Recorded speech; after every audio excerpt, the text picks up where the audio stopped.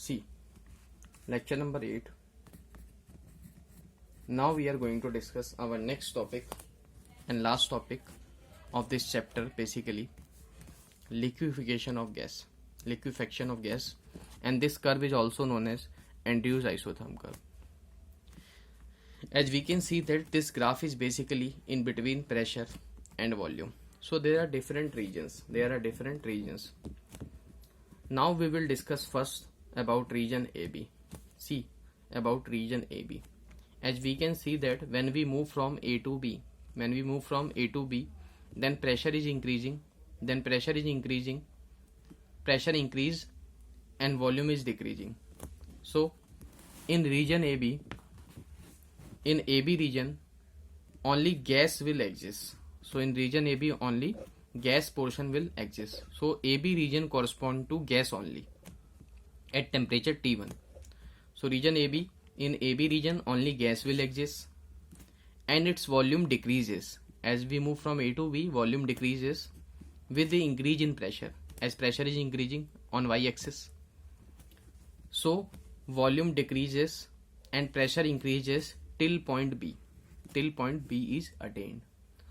So we have discussed region AB. Now we will discuss the region BC of this graph. See, what tells region BC?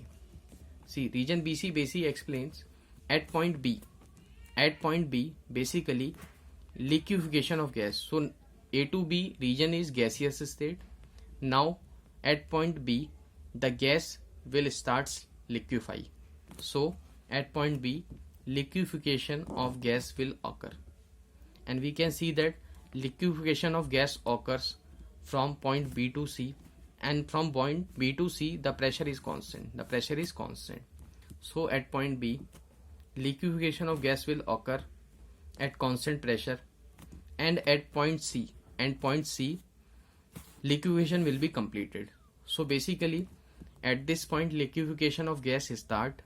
So AB region is basically gaseous region, while BC region is mixture of gas plus liquid, because at point B liquefaction of gas starts and liquefaction is completed at point C, and after point C the region will be liquid. So AB point correspond to gas, while BC region correspond to mixture of gas plus liquid, while CD region is the liquid. So liquefaction of gas starts at B and liquefaction completes at point C. Now we have discussed the region AB, BC and also CD. See, the region CD. So the region CD is basically, in region CD only liquid will exist. So in region CD only liquid will exist. See, in region CD only liquid will exist due to incompressible nature of liquid. So no further decrease in volume with observed in pressure. So we can see that in region CD there is very small change in volume. But in region AB there is large change in volume, and a small change in volume in case of liquid as compared to gas. Now we will discuss, as we can see that the Andrews repeated this experiment for other temperatures also. So T1 temperature, T2 temperature, T3 and so up to TC. Again for T2 temperature this region will be gas. From this point to this point it will be mixture of gas plus liquid, and this above this point this is liquid region. Also for temperature T4 gas, then again mixture of gas plus liquid, then liquid. And the temperature for CO2 is reached when the temperature of CO2 is reached 31.1. Now this area will convert into a point. And this temperature is called critical temperature of CO2. So this region basically, the dome type region, is basically the mixture of gas plus liquid, and the region which is right to this dome, so the region which is right to this dome is basically gaseous region, and which is left to it is liquid region, and this region contains mixture of liquid and gas region. So at this point when critical temperature approaches, this temperature called critical temperature, and the volume corresponding to this point is called critical volume, and the pressure corresponding to this point is called critical pressure. So at critical temperature, liquefaction of gas occurs. If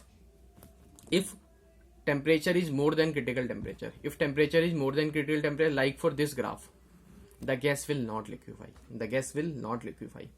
So at this temperature or below this temperature, at this temperature or below this temperature, liquefaction of gas occurs, while above critical temperature, it will remain gas only. It will remain gas only. So now we'll discuss the three terms. One is critical pressure, one is critical temperature, one is critical pressure and critical volume. See, first is critical temperature. The critical temperature, basically the temperature above which, it is the temperature above which, so it is the temperature above which the gas cannot be liquefied, above which the gas cannot be liquefied by applying any amount of pressure is called critical temperature. If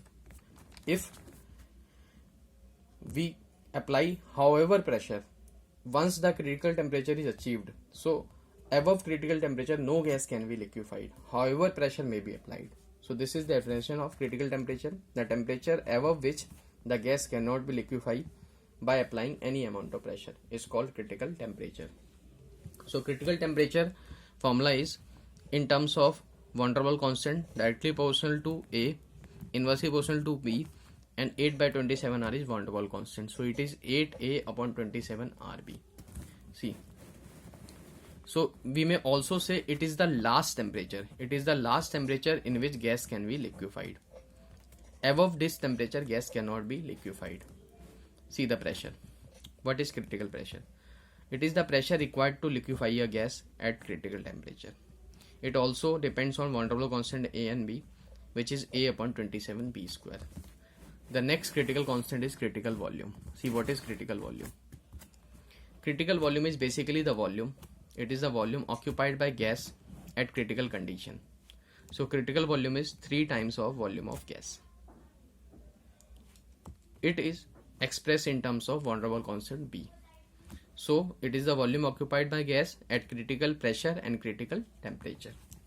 Now we will discuss a new term called compressibility factor. See, what is compressibility factor? Compressibility factor is denoted by Z. Compressibility factor, basically it gives the measure of tendency of a real gas to deviate from ideal gas behavior.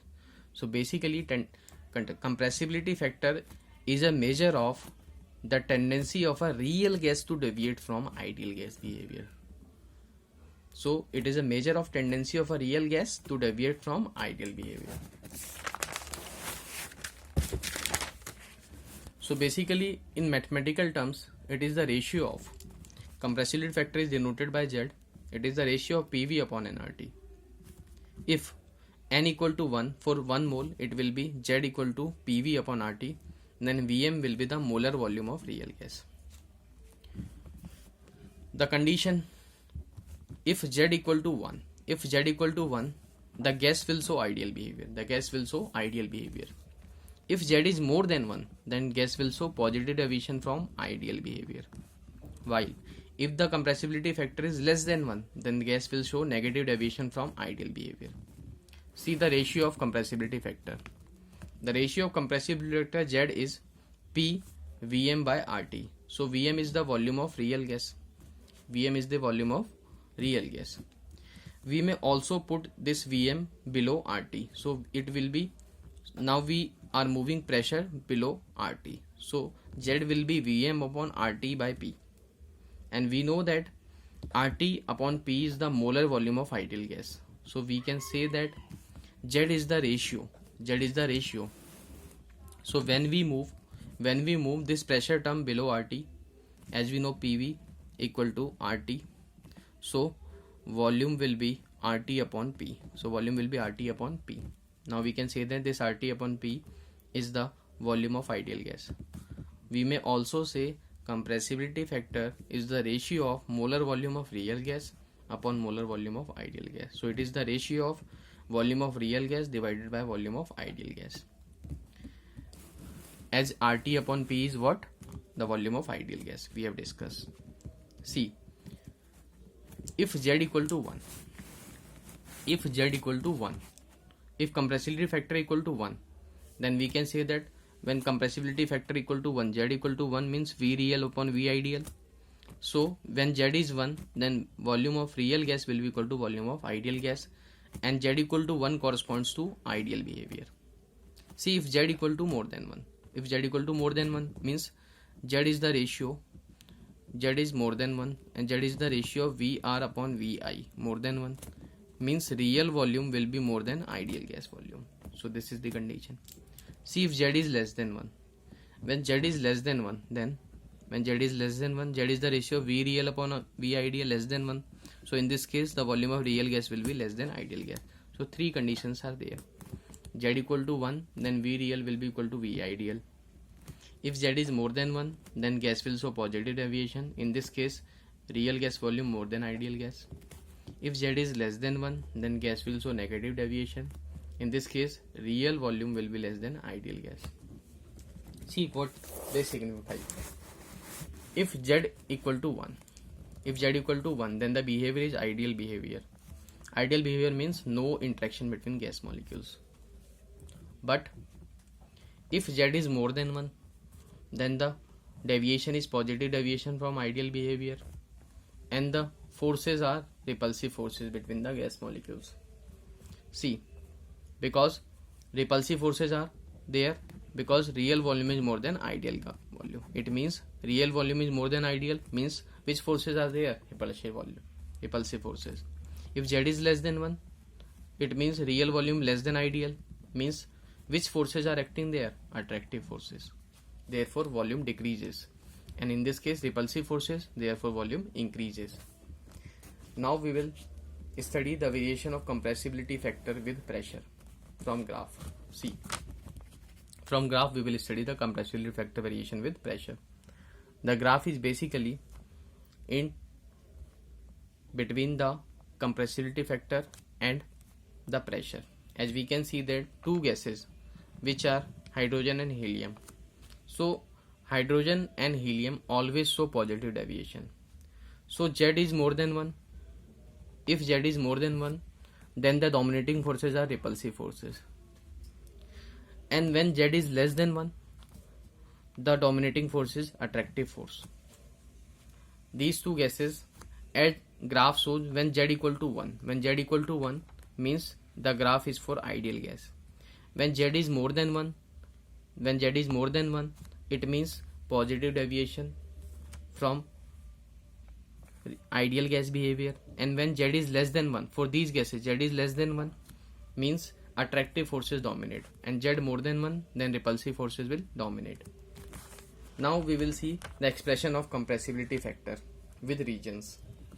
So note these two gases, hydrogen and helium always shows positive deviation, and Z is always more than 1 for these two gases, because in hydrogen and helium the value of A is 0, von der Waals constant A is 0, intermolecular force is 0 in hydrogen and helium. Now we will see the expression of compressibility factor at various conditions. See, first we'll see the expression of compressibility factor in various conditions at low pressure. See, in low pressure region, we know for 1 mole of gas, the van der Waals equation will be P plus A upon V square, V minus P equal to RT. See, at low pressure, we know at low pressure the volume will be very high. So at low pressure volume will be very high. Therefore, when volume is very high at low pressure, so volume of gas molecule can be neglected as compared to total volume of gas. Therefore V minus B can be neglected, and V minus B become equal to V. So B can be neglected in this case in low pressure region. So in low pressure region the equation converts into P plus A by V square into V only. V minus B changes into V only equal to RT. Now multiply by V, PV divided by RT. It becomes, on multiplying, it becomes PV plus A upon V equal to RT. Now divide the equation by RT. So it will be PV upon RT plus A upon VRT equal to 1. As we know, PV upon RT is the compressibility factor. So Z will be 1 minus A upon V into RT. So compressibility factor is less than 1. So Z is less than 1 as 1 minus. So Z is less than 1 in case. So Z is less than 1 in low pressure region. And we can see that from the graph. As this is the pressure axis, x-axis pressure axis, and low pressure region. This is the low pressure region. In low pressure region, Z is less than 1. Z is less than 1. This is ideal gas, Z equal to 1. And low pressure region, Z is less than 1 according to graph and also according to equation. Now we will see in high pressure region. See, in high pressure region, molecules will be very close. In high pressure region, molecules will be very close such that the repulsive force will be dominate. Such that at high pressure, molecules will be very close such that repulsive force will dominate. And when repulsive force will dominate, means attraction will be neglected. So attraction term is P plus A by V square. So this is the pressure correction term due to attraction. So it can be neglected because repulsive forces will dominate and attraction can be neglected. So P plus A by V square convert into P. Now we can see that according to equation, P plus A by V square becomes P only. V minus B equal to RT. Now again solving, multiply PV minus PV equal to RT, then divide by RT, then Z will be equal to 1 as Z is the ratio PV by RT. So Z is more than 1. So at high pressure Z is more than 1. We can also see this by graph. At high pressure Z is more than 1. See, this is the high pressure region. This is the high pressure region. And we can see that in high pressure region, Z is more than 1. As these gases show negative deviation when Z is less than 1. So in low pressure region Z is less than 1 and in high pressure region Z is more than 1. So this is the variation of compressibility factor with the pressure at low pressure and high pressure. And we have mentioned two gases. One is hydrogen and helium. See, deviation for hydrogen and helium gas. For hydrogen and helium gas, as we know that in hydrogen and helium gas, the value of van der Waals constant is 0, as there is no attraction, as there is no force of attraction.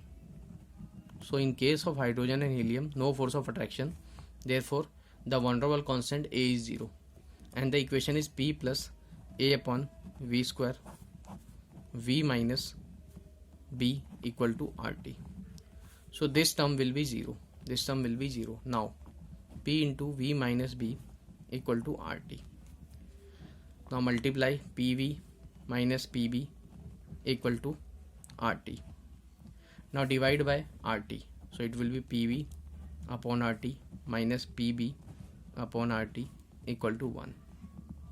So it will be PB upon RT is Z. So Z will be 1 plus PB upon RT. Therefore, for hydrogen and helium, Z is always more than 1. Z is always more than 1. And the graph shows that. See, for two gases, hydrogen and helium, Z is always more than 1. Now we will discuss the liquid section.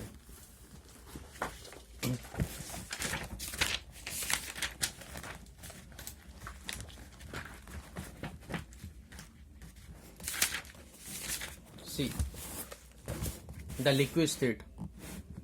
As we know, in liquid state, intermolecular forces are stronger than gas. So, in case of liquid, intermolecular forces are stronger than gas.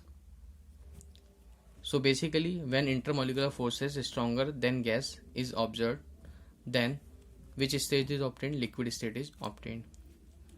And the density in liquid state is more than gases. Volume is fixed, but shape is not fixed.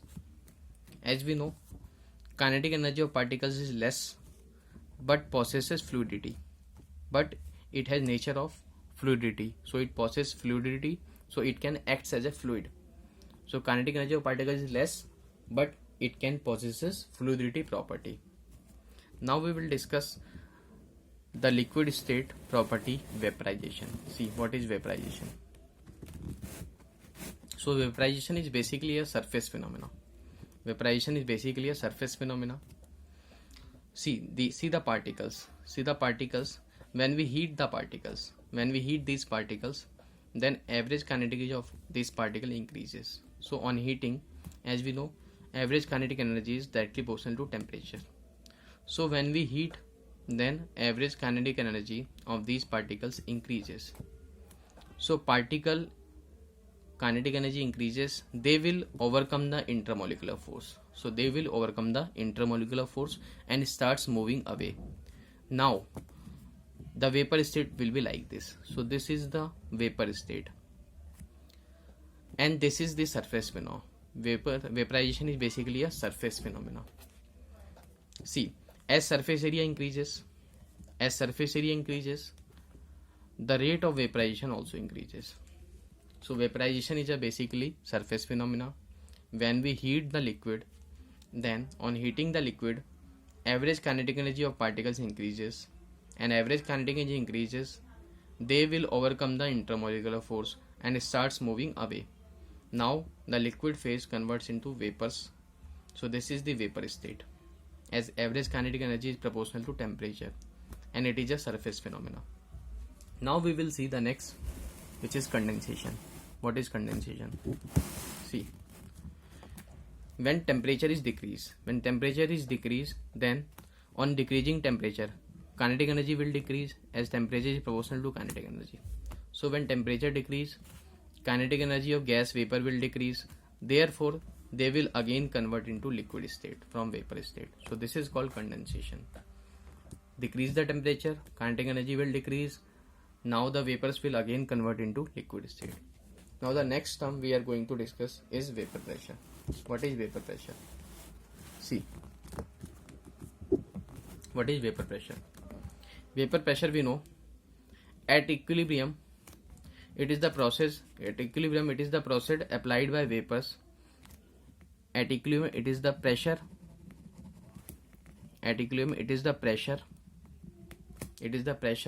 applied by the vapors on the surface of liquid.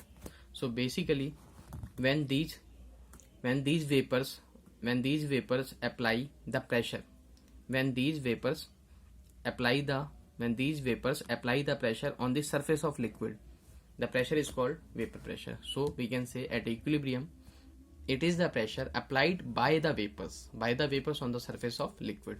So the pressure is called vapor pressure. See, so at equilibrium the rate of vaporization will be equal to the rate of condensation. See, increase in surface area has no effect on vapor pressure. So increase in surface area has no effect on vapor pressure, as vapor pressure is basically depends on the pressure exerted by the vapors on the surface of liquid. See, now the factors on which vapor pressure depends. Factors affecting vapor pressure. The first factor affecting vapor pressure is nature of liquid. So first factor is basically affecting vapor pressure is nature of liquid. If IMF means intermolecular force.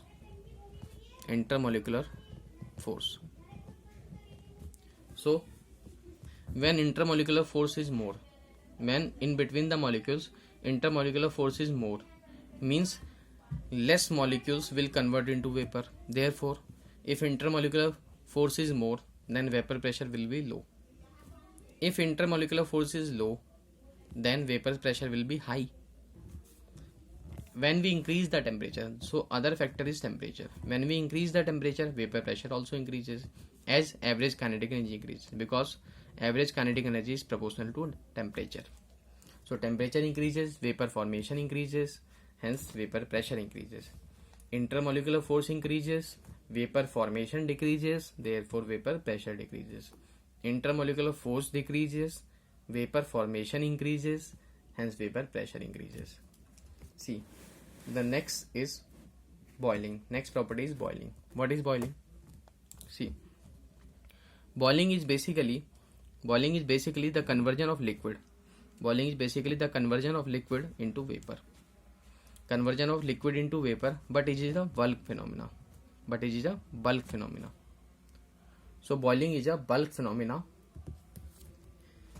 Now we will discuss the boiling point. What is boiling point? See, boiling point is basically the temperature. Boiling point is basically the temperature at which vapor pressure of a liquid, the vapor pressure of a liquid becomes equal to the atmospheric pressure. So boiling point is the temperature at which the vapor pressure of a liquid becomes equal to the atmospheric pressure. As we know, atmospheric pressure is 1 atm, and 1 atm is equal to 760 mm of Hg. So the atmospheric pressure will be 1 atm, or we can say 0.987 bar or 760 mm of Hg. So basically, boiling point is when the atmospheric pressure becomes equal to vapor pressure. Now we will discuss the normal boiling point and standard boiling point. What is normal boiling point and standard boiling point? See, normal boiling point is the temperature. Normal boiling point is the temperature at which vapor pressure of a liquid. Normal boiling point is the temperature at which vapor pressure of a liquid becomes equal to 1 atmospheric pressure, and the boiling point is 100 degrees Celsius, and the boiling point of water is 100 degrees Celsius at 1 atm. So normal boiling point is the temperature at which vapor pressure of liquid becomes equal to 1 atm, and temperature is 100 degrees Celsius and pressure is 1 atm. See, standard boiling point. In standard boiling point, we use pressure 1 bar. Now the temperature will be 99.6 instead of 100. So again, it is the temperature at which vapor pressure of a liquid becomes equal to 1 bar. So in standard boiling point, it is equal to 1 bar vapor pressure, and normal boiling point, the vapor pressure will be equal to 1 atm. See, the boiling point of water. Basically, for water, 373 Kelvin is the boiling point. Vapor pressure is 760 mm of Hg. Now the next property we are going to discuss of liquid is surface tension. What is surface tension? See, surface tension is basically, it is the force acting on a surface particles. So it is the force acting per unit length. Surface tension is force acting per unit length on the surface of liquid. See, if the liquid molecule is inside, then there is bulk pressure. So the molecule will feel force in all direction. So net force is 0. If the molecule is inside, then net force is 0 because it will feel the force in all direction. See, while this molecule is at the surface, when this molecule is at the surface, now this molecule will feel the force in downward direction. Now this molecule will feel the force in downward direction as there is force of attraction by other molecules. So in this case, stability is less. In this case, when it is at surface, stability is less and energy is more. So basically, surface tension is what? Surface tension is the force acting. It is a force acting on the surface particles. It is a force acting on the surface particles like this, that bring the particle downward. See, more stable means less energy. And unit of surface tension, as we know, surface tension is force per unit length. So the unit will be Newton per meter. So the unit for surface tension is Newton per meter.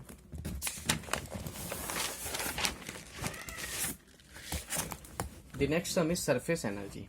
What is surface energy? See, surface energy is basically energy produced. Surface energy is the energy produced to the bulk particles. So it is the energy produced to the bulk particles to increase the surface of liquid by 1 unit. So we can say that it is the energy produced to the bulk particles. To increase the surface of liquid by 1 unit. Now the factors on which surface tension depends. See, the factors on which surface tension depends. The first factor on which surface tension depends in nature of liquid. Vapor pressure also depends on nature of liquid. See, the nature of liquid basically, surface tension is directly proportional to attractive force. If there is more force of attraction, then surface tension will be more. See, temperature relation. So surface tension is inversely proportional to temperature. When we increase the temperature, surface tension will decrease. See the examples of surface tension phenomena. We know that raindrops are spherical in shape. So raindrops are spherical in shape due to surface tension, because the drops of rain try to minimize the surface area. Therefore the shape becomes spherical. So raindrops are spherical is the property of a surface tension. Capillary action also. The rise of liquid in a capillary, rise or fall of liquid in a capillary is also based on surface tension. So capillary action is also based on surface tension.